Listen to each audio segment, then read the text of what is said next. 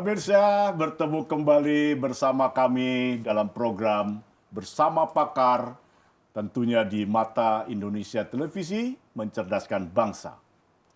Pemirsa, seperti kita ketahui bersama bahwa Indonesia sebagai negara dengan pertumbuhan pengguna internet terbesar keempat di dunia, saat ini tentunya berhadapan dengan berbagai peluang, tantangan, bahkan sekaligus ancaman besar dengan perkembangan teknologi digital dan internet. Dalam sebuah laporan pada kuartal pertama tahun 2020, Badan Sandi dan Siber Nasional mengumumkan atau menyatakan bahwa Indonesia mendapatkan serangan siber sebanyak 88 juta kali, naik 13 kali lipat dibanding 2019. Tentunya persoalan siber menjadi persoalan bersama.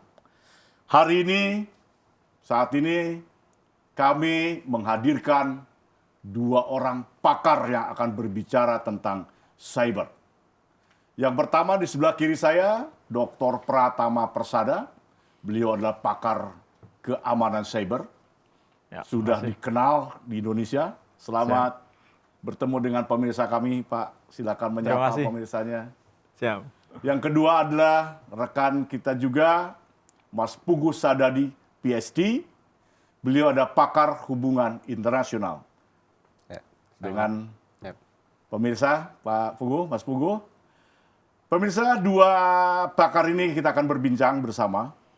Tapi sebelum saya berbincang, melanjutkan, Pak Pratama, Mas Pratama, di Indonesia ini penggunaan kata ini cyber apa cyber yang benar?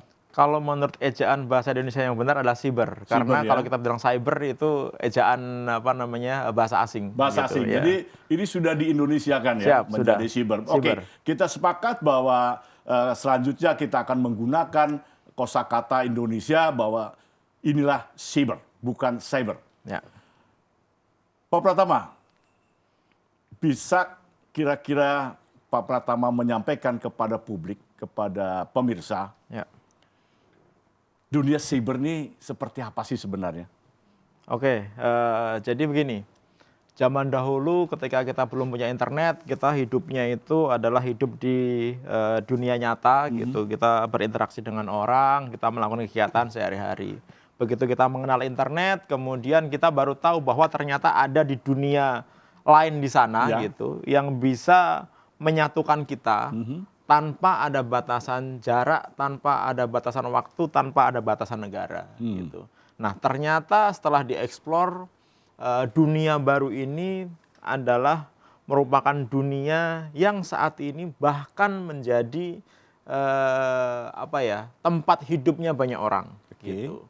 Nah, yang jadi masalah adalah cyber atau kita bilang cyber itu adalah suatu dunia yang sebenarnya tidak didesain untuk menjadi ranah yang aman. Artinya apa? Artinya banyak sekali di sana ancaman-ancaman, banyak sekali di sana hal-hal yang negatif, begitu, yang membuat kita ini akan terperosok kalau kita tidak mengerti bagaimana cara mengelola kehidupan di wilayah cyber ini. Oke, gitu. Artinya ada sebuah inti di situ. Cyber ini kan sebagai sebuah dampak dari kemajuan atau revolusi teknologi industri, teknologi informasi. Teknologi informasi. Artinya masyarakat yang menggunakan cyber harus paham tentang teknologi informasi. Sebenarnya nggak perlu paham. Tidak perlu paham. Tidak perlu paham masalah teknologi informasi, tidak perlu paham bagaimana cara bekerja internet ini, karena kalau paham itu butuh kuliah 2 SKS lebih gitu. Artinya yang penting kita harus tahu bahwa ketika kita mau melakukan aktivitas di dunia ini begitu, ada hal-hal yang patut kita waspadai. Apa tuh kira-kira? Ada hal-hal yang harus kita perhatikan gitu. Yang pertama adalah di dunia cyber, semua orang bisa menjadi siapa saja. Artinya di sini kita berbicara masalah anonymity. Artinya apa? Artinya orang perempuan bisa ngaku laki-laki, orang tua bisa ngaku anak-anak, begitu. Sehingga identitas itu menjadi hal yang semu di internet. Yang kedua adalah masalah security, gitu. Internet itu didesain berdasarkan protokol TCP/IP atau Internet Protocol. Dari awal dibangunnya, memang TCP/IP tidak ada pengamanan yang maksimal gitu, sehingga orang yang memiliki kemampuan lebih bisa memanfaatkan ini untuk melakukan kejahatan atau explore, contohnya melakukan hacking dan lain-lain. Banyak cerita-cerita di Indonesia ataupun di dunia, perusahaan-perusahaan yang dihack data-datanya, ada bank yang dicuri uangnya begitu. Kemudian ada organisasi yang menjual belikan orang di internet begitu. Nah, ini adalah hal yang berada di internet gitu. Artinya apa? Artinya memang masalah security ini perlu menjadi perhatian lebih gitu. Nah, yang jadi masalah adalah kita ini saat ini tidak bisa meninggalkan internet. Menurut survei APJI gitu, di Indonesia ini ada sekitar 175 juta orang yang sudah terkoneksi ke internet. Luar biasa ya. Sangat luar biasa sekali gitu. Makanya terbesar keempat di dunia. 60% penduduk Indonesia bisa terkoneksi ke internet gitu, ya kan? Nah, mereka menggunakan internet sehari itu rata-rata 8 jam. 8 jam lebih malah, 8 jam 45 menit. Artinya apa? Sebagian besar hidup mereka digunakan untuk hidup di internet nih. Ya kan? Nah, artinya mereka ini banyak melakukan aktivitas di internet. Ya kan? Ketika mereka banyak melakukan aktivitas di internet, sebenarnya ada ancaman-ancaman di sana. Ada hal-hal negatif yang mengancam orang-orang Indonesia yang beraktivitas di internet. Oke, stop di situ. Ini menarik karena tadi ancaman salah satu adalah soal identitas. Kita bergerak di sebuah dunia yang maya. Betul. Tapi di sini ada ahli hubungan internasional nih, Mas Puguh ya. Beliau akan menjelaskan ya soal identitas. Ini kan soal interaksi, real time, borderless kira-kira begitu. Dari sisi hubungan internasional, Mas Puguh, bagaimana kehadiran makhluk siber ini?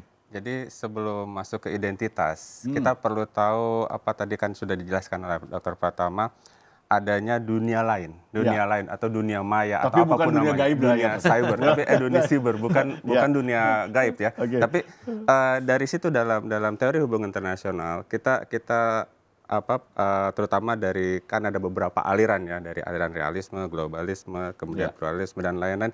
Di sini saya akan pakai realisme. Jadi ada satu sudut pandang yang menjelaskan dunia ini dalam keadaan anarki.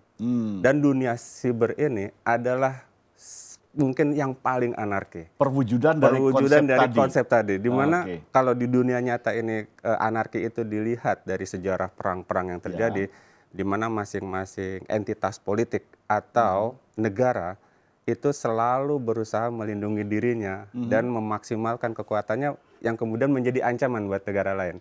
Nah, di siber ini sangat unik. Sebetulnya realisme juga tidak bisa 100% menjelaskan. Sangat unik, kenapa? Karena pemainnya itu luar biasa. Individu, perorangan, kelompok, anonymous kelompok misalnya, kemudian kelompok-kelompok hacker. Kemudian ada lagi kelompok yang disupport oleh negara. Negara mensupport kelompok untuk melakukan suatu perbuatan menyerang negara lain.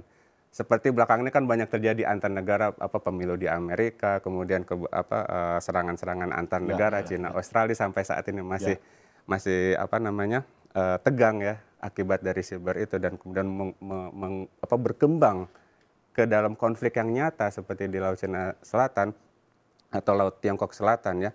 Itu memberikan satu gambaran tentang betapa identitas tadi itu sangat sulit dipastikan. Tadi tidak ada gender, tidak ada apa. Kalau dalam HI kan jelas aktornya siapa? Aktornya negara misalnya. Kemudian ada lagi aktor multinational company. Kemudian ada juga aktor-aktor NGO. Nah, perbedaan mereka juga main di dunia siber, mereka semua bermain menggunakan, memanfaatkan semaksimal mungkin untuk keuntungan masing-masing. Kan begini, Mas Puguh, kalau saya tidak salah. Konsep realisme itu kan bicara power, salah satunya betul. Power yang akan menjadi deterrence. Betul. Dulu dalam konsep tradisional, deterrence itu jelas bentuknya pasukan. Persis. Dengan persenjataan. Apakah sekarang dengan kondisi sekarang, paradigma saat ini, deterrence itu siber? Bisa diklasifikasikan nggak? Kemampuan sebuah negara dengan dunia sibernya adalah faktor deterrence. Disitulah letak uniknya. HI menjelaskan keamanan siber mungkin tidak bisa 100%. Misalnya United States Cyber Command. Ya. Dia membangun sebuah pasukan cyber lah, Ya. pasukan siber, pasukan siber yang mungkin kedengarannya hebat. Oh, ya. Tapi kalau dia bertemu dengan ahli-ahli Teknologi individual lagi gitu ya. yang juga kelas tinggi gitu, Ya. itu belum tentu. Misalnya iPhone waktu disuruh buka kuncinya gitu kan nggak bisa semudah itu. FBI dia Ya. harus, jadi aktornya sangat banyak. Mungkin Artinya tadi inline dengan dari Pak Pratama, ada protokol. betul. Ya. Kalau menurut saya begini Pak ya. Sundawan, ketika kita berbicara masalah sistem konvensional, misalkan perang konvensional, Orang konvensional. kalau kita ngelawan siapa nih? Kita ngelawan Malaysia nih gitu, contohnya gitu. Kita bisa tahu Malaysia punya rudal berapa, punya kapal berapa, punya pesawat berapa gitu. Real lah kelihatan kita gitu ya. bisa menilai pasukannya dia berapa, kita bisa menilai gitu. Tapi kalau kita berbicara masalah siber, Ya. kita buta kita. Dia punya kekuatan seperti apa, sedalam apa dia punya teknologinya, sebagaimana dia bisa melakukan penyerangan terhadap negara kita. Ya. Dan selain itu kita juga tidak bisa memonitor apakah ketika terjadi serangan itu benar-benar serangan dari musuh kita itu. Ya. Karena di sini kita bermain masalah proxy gitu, Aha. ya kan? Ya, Kita ada proxy war dan Ya, lain-lain ya, begitu. Nah ini yang uniknya nih masalah teknologi siber ini, Ya. gitu. Sehingga sehingga kita memang harus waspada gitu, ya kan? Nah ini yang menyebabkan sebenarnya di Indonesia ini kita perlu mengupgrade kemampuan cyber kita. Alhamdulillah sebenarnya udah lumayan sih. Beberapa tahun yang lalu kita di dalam Cyber Security Index itu level negara-negara yang kemampuan cybernya paling bagus kita peringkat ke-71. 2 tahun yang lalu kita sudah dapat peringkat ke-40 gitu. Artinya sudah mulai meningkat. Kalau kita dapat peringkat ke-40 artinya sudah ada aturan tidak tertulis, negara-negara yang levelnya di bawah 50, orang akan takut melakukan investasi di sana. Kenapa? Karena ketika melakukan investasi tidak bisa dijamin apakah keamanannya itu, terutama keamanan cybernya itu bisa mendukung perusahaannya untuk melakukan investasi negara tersebut gitu. Artinya kan persoalan siber itu bisa menyentuh persoalan lain ya. Waduh, Misalkan epolek sosput ekonomi. hankam. Ya, gitu ya. Epolek sosput hankam. Jadi kan Sekarang luar ini. biasa. Ya. Iya. Sekarang orang banyak berpikir siber itu hanya berbicara teknologi saja gitu Oh, kan. salah. Ternyata situasi ekonomi, keamanan politik dan Ya, sebagainya. benar. Loh, saat ini. Sekarang di Indonesia ini banyak orang-orang yang tidak pernah ikut pengajian, nggak pernah ikut kegiatan radikal gitu. Tiba-tiba jadi radikal. Gitu. Padahal dia di rumah saja. Dari mana dia dapatnya itu? Ya dari internet gitu. Nah, ini menarik kan. Dia Kembali belajar ke Mas di Pugu internet, nih. dia belajar Ya. dari media sosial dan lain-lain Ya, gitu. Ini artinya siber ini membuat sebuah interaksi, interrelasi bangsa itu menjadi sangat real. Ya betul. Ya, real time. Ya. sangat. Apa yang terjadi di Indonesia saat ini kita udah Amerika. Iya. Tadi ketika kita bicara salah satu potensi gangguan atau ancaman bahwa siber digunakan oleh kelompok teroris. Dari Betul. sisi pandangan HI, Mas Pugu dari Hubungan Internasional. Kalau melihat dari aktor, Ya. dia kan bukan negara, kelompok Ya. teroris itu. Dia punya aspirasi, misalnya kayak ISIS mau menjadi negara. Nah sebetulnya siber itu hanya salah satu tools saja Ya. buat mereka. Tapi digunakan Dan mereka nantinya memanfaatkan kan? semaksimal mungkin. Aha. Sehingga tidak heran mereka juga mempunyai, merekrut lah, bukan Ya. mempunyai. Mereka mencari ahli-ahli siber untuk bekerja buat mereka. Seperti contoh pembuatan majalah, pembuatan apa, kemudian disebarkan. Kemudian mereka juga memanfaatkan forum-forum. Mereka membentuk forum yang sifatnya tertutup, hanya bisa diakses. Pertama ada pertemuan yang secara person to person gitu ya. Kemudian nanti bisa masuk ke dalam member itu sehingga aparat keamanan sulit. Sehingga aparat keamanan misalnya harus membuat virtual agent lah atau virtual semacam orang yang bisa disusupkan ke dalam forum-forum itu.